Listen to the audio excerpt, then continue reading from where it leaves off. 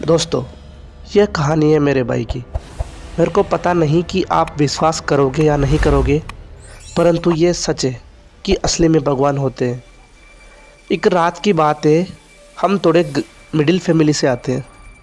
तो पापा बाहर काम करने गए थे। मैं, मेरा छोटा भाई और मेरी मम्मी, हम तीनों घर पर थे। हमारे 4-5 जानवर हैं, तो हम मम्मी और मैं जानवरों को रात के अंदर चारा डालने चले गए। मेरा भाई ये छोटा, जिसको थोड़ा क्या है अंधेरे में डर लगता है, तो घर पर ही रह गया। उसकी 7-8 दिन से तबीयत ख़राब हो रही थी। कभी उल्टी होती तो कभी सर दर्द, कभी बुखार। और जब डॉक्टर को दिखाते तो उसको थोड़ी देर तो आराम रहता, परंतु उसके बाद वापस वैसा का वैसा ही। तो सोमवार का दिन था और शाम के 9:30 बज रहे थे, रात के 9:30 बज रहे थे। हमारे जानवर क्या है, बाटा खाते हैं रात के अंदर। तो मैं और मेरी मम्मी, हम दोनों जानवरों को बाटा रखने गए। बाटा मतलब रात में खिलाए जाने वाला खल काकड़े, आप जानते होंगे ये वाले, उनको रखने गए।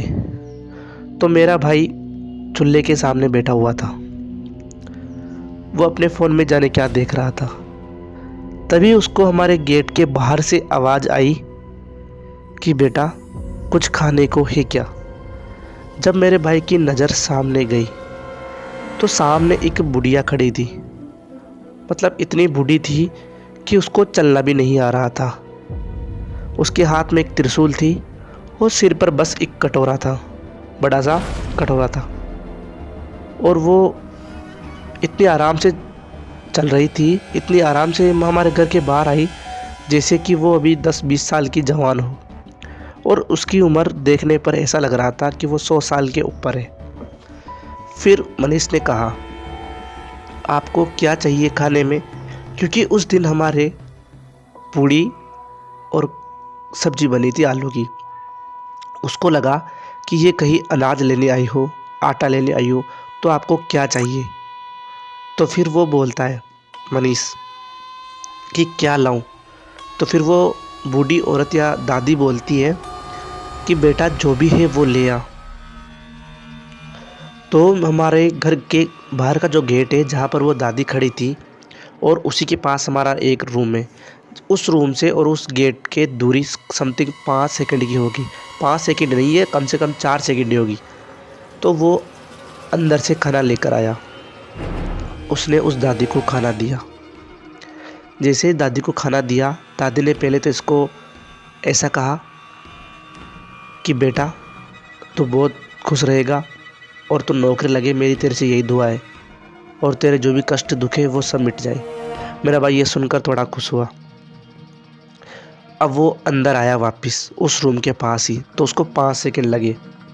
5 सेकंड लगे तो फिर उसने वो कटोरा रखा अंदर जिसमें वो खाना लाया था, और वो वापस बाहर आया।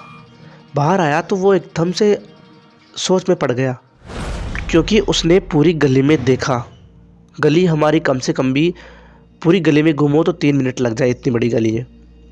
तो जब उसने बाहर देखा तो पूरी गली में कोई था ही नहीं। चौंकाने वाली बात यह थी कि वो जो बूढ़ी औरत थी उसको चलना नहीं आ रहा था। उसकी उम्र 100 साल से ऊपर लग रही थी, परंतु वो इतनी जल्दी गई तो गई कहाँ। इस बात का उसको सोच विचार आया।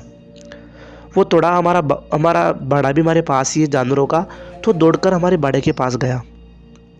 पूरी गली में, पूरे आसपास के मोहल्ले में वो औरत कहीं नजर ही नहीं आई।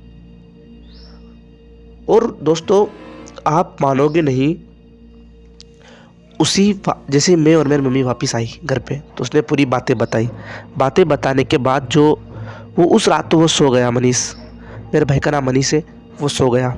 जैसे दोस्तों वो सुबह उठा तो आप यकीन नहीं करोगे, उसके साथ ऐसा हुआ जो किसी के, मतलब वो खुद चौंक गया।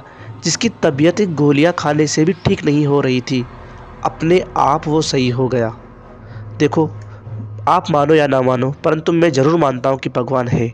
अगर वो नहीं होते तो आप सोचो कि इतनी बूढ़ी औरत 9:30 बजे रात को कौन आ सकती है। कोई नहीं आ सकती। आप देखो, और आ भी गई तो हाथ में त्रिशूल लेकर मांगने कौन आता है। उसी रात मेरी मम्मी को भी एक सपना आया था। वही औरत जो मरीज़ को आई थी वो कि वही औरत मांगने आई थी और मेरी मम्मी को भी आशीर्वाद देकर गई थी। दोस्तों मेरे को नहीं पता कि आप मानोगे कि नहीं मानो, परंतु भगवान है इस दुनिया में और मानना पड़ेगा। दोस्तों कहानी कैसी लगी, कहानी अच्छी लगी हो तो आप वीडियो को लाइक कर दो, चैनल को सब्सक्राइब कर दो और प्यारा सा कमेंट ज़रूर कर देना अगर आपको भी लगता है कि दुनिया में भगवान है। दोस्तों मिलता हूँ आपसे अगली कहानी में, तब तक के लिए बाय बाय दोस्तों।